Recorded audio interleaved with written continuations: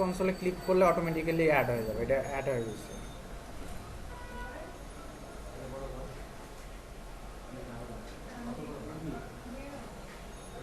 Same একইভাবে সবাই করবেন। অ্যাড এ প্রপার্টিতে ক্লিক করবেন, তারপর আপনার ব্লগটা এখানে দিবেন, তারপর অ্যাডে ক্লিক করবেন, তারপর কোডিং করা প্রয়োজন হয় ব্লগ স্পটের জন্য, যেহেতু এটা গুগলে একটা সার্ভিস।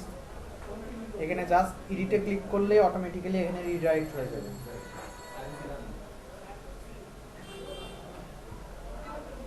এইভাবে সবাই নিজের ওয়েবসাইট, নিজের ব্লগ অ্যাড করবে।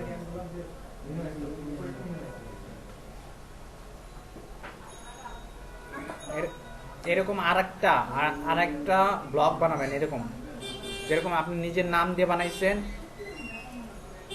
সেরকম অন্য কোনো একটা, যে কোনো একটা নাম দিয়ে আরেকটা ব্লগ বানাবেন। সেম একইভাবে এই জায়গায় ব্লগার বাটনে ক্লিক করবেন, তারপর নিউ ব্লগ, এখানে টাইটেল দিবেন, তারপর যে কোনো একটা অ্যাড্রেস দিবেন, একটা এখানে ডিজাইন একটা